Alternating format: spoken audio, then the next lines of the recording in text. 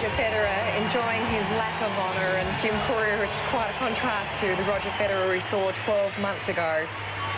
Well, without question, you know, this time Federer, I think, came in with all the burden of that French Open that was missing from his resume released. And Rod Laver also not in the building, and that's the common thread between the two times we've seen Federer get emotional on the stand, once in victory, once in defeat. But this man knows these moments more than anyone. What a special feeling. But he shares them so well with the public as well. I mean, that stadium is still at capacity. Yeah, this is a nice touch. I would applaud Tennis Australia for bringing this in and letting the champions savor the moment a little bit longer with the trophy, as well as letting the public bask in that moment with them also. Now, while he's smiling, you know that Andy Murray is feeling a broken man right now. How does he overcome something like this, Jim? It's his second Grand Slam final, and the same man that's beating him. Yeah, the easy answer is for Murray to keep making these finals and hope that Federer's not there someday. I mean, Murray certainly is capable of beating Federer. He's done it 6 times, but you know, it's a big ask. The weight of expectations were fully visible there, and not only in the match in those moments, but certainly when he spoke to the crowd. You can feel that he's playing for more than just himself, and that's something that well, it's easy to understand, but he's going to have to learn to let that go and start doing it just for Andy Murray, not for British tennis. We know that Roger Federer loves the history of tennis, and he's aware of all his records. That's been on display several times when you've interviewed him in his post-match interviews. Tell me, how many more do you think realistically he's still got in him as far as Grand Slam wins? Well, let's work it out. He's 28 years old, and typically players that are healthy at this level excel until they're around 31 or 32. That's about the time that Sampras won his last major and walked away. And this guy plays such easy tennis. It doesn't stress his body. It doesn't really even stress his mind. As long as he stays healthy physically, I think that we'll see Federer challenging for another 4 to 5 years, maybe even more. I mean, he is the greatest of all time. I think that's safe to say. Well, we all talked about whether or not fatherhood would affect him. It certainly hasn't affected his on-court performance, has it? Not at all. I mean, and I think that's also, let's tip our hat to Mirka for also, you know, making it easy for Raj to continue to do what he does.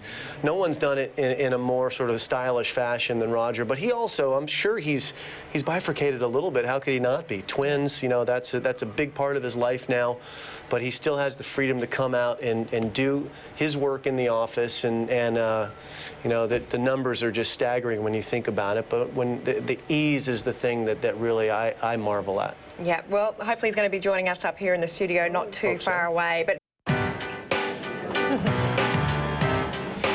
well, I can't even begin to imagine the sense of relief, the sense of joy it is for Roger Federer to hold that trophy for the 4th time here. His 4th Australian Open, his 16th Grand Slam singles title. Now, he is making his way up to the studio. Jim Courier, you're sitting next to me watching this vision, and I can tell you're slightly jealous because you never got to do this. Even though you won back-to-back titles here, you didn't get to hold the trophy that long, did you? I'm not slightly jealous. I'm very jealous. They get to take a lap with the trophy now, carry it with them to the locker room, you know, and when I got to do that, basically I held it up, took a picture with them, they're like, give me that, son. And they give me a little replica, which I adore, and I have a couple of them at home, but, you know, when you hold that trophy, that's a moment in time. That is amazing, and Federer gets the luxury of doing it so frequently. Well, let's talk about that final, because it had such great intensity and such great quality of tennis, and really it came down to the fact that Roger played those high-pressure points just better than Andy Murray did. Is that experience that you were talking about coming into the match? I think it is. I think that, first of all, Federer has the ability to be himself more than anyone else at that particular point in time. You know, when it comes to crunch time, you have to be able to play your natural tennis, and we just saw that there were times where Federer was able to freeform it and just let it go, and Murray, well, the forehand was probably the disappointment for him. You know, he hit some incredible shots, but when he really needed to come good, he just didn't have the forehand exploding, and Federer took advantage of that and just came through. Obviously, it was tight. It was high-quality tennis all the way through. But, you know, in the end of the day, the experience counts, and it's all about the big points, and Federer won more of them. There was a point, though, where Federer's forehand also started displaying all over the place. And he got down to, you know, 5-2 in the third set. I think the key for him was that he doesn't panic. He knows that he can work his way out of that. No, he's had a couple of trouble spots in this tournament, and he's never gone into panic mode. He's never tried to overplay. One of his great strengths is his self-belief, and he's earned that self-belief by just winning and winning and winning. So Federer forces guys to keep their level high the whole time, and he takes advantage of the dips, and that's exactly what got him through tonight. Given the fact that in the pre-match show that we did, we talked about how at the US Open he lost 2 sets to Del Potro in a tie-break. Did you at any point think in that tie-break, oh, hang on? Well, it was interesting tennis because Federer certainly was the most nervous that we saw him in the entire match there. I mean, both players were missing, and they were missing a few shots badly. But no, because of the situation, because he was up 2 sets to love, because Murray had shown that he was affected a little bit physically, never really felt like the match was going to get away from Roger, even if he lost that set. Certainly he wouldn't have been proud of losing the set if he kind of gave it away, but I think he always felt comfortable he was going to get the title. You talk about where Murray pulled up on his leg, and he definitely did, and you watched Roger Federer, and he watched that big screen every single point, and he watched for his reactions behind those big points. Yeah. He's a master at playing the emotions of his opposition.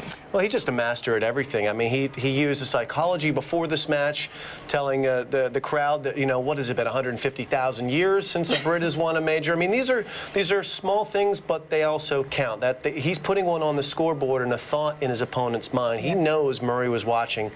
The guy is subtle, but he gets it done in his own way. And Andy Murray, you'd have to say, missed opportunities for him, because he certainly had plenty to get back in that game. Well, he really did. I mean, look, I thought he played a pretty fine match overall. I think there are a few things that he can do from a strategy standpoint, but he'll have to feel great once he gets a little bit of space, a little bit of time about his tournament here. You know, he's certainly shown that he has the tennis to win a major. Now, if he can, I think, isolate himself a little bit in the big moments and get kind of the blinders, I think he'll be all right. Who do you think Fed's talking to there? That's what I was just actually going to ask you. I love it. He's actually on his way up to the studio right now. You know, in that post-match speech, I know Fed was being gorgeous to Murray and saying to him, you're definitely the most talented player not to have won a slam. At the same point, that does dig deep for someone like Murray. Yeah, well, look, I think Murray shouldn't be dissuaded by this match. I mean, he's still gaining experience in the moment, and he's losing to Federer. So, you know, what he needs is the draw to break a little bit for him, and just to keep on doing what he's doing, and I think keep pushing the offensive envelope. That's really where Murray will get through these matches, is if he's a bit more offensive under the pump. Tell me this, you won 4 Grand Slam singles titles. Do you ever get sick of that feeling? I mean, all the pressure, and there's a negative side to it for such a huge percentage of your life. Is it all worth it in these moments? Without a doubt. I mean, look, these are the moments that you started playing the game for in the first place, you know, and to have that feeling never gets old, and winning anything, you know, whether it's a smaller tournament, feels great, but of course this is the big kahuna. Anytime you win one of these, you feel incredible. Actually, I want to ask Fed what his routine is after winning a major, because he's done it so many times. I mean, he must have a system by now. Well, the great thing is, Jim, you are going to get your opportunity, because we're going to go to a break, and when we return, we are going to have Roger Federer with us in the studio. Right here. Right there.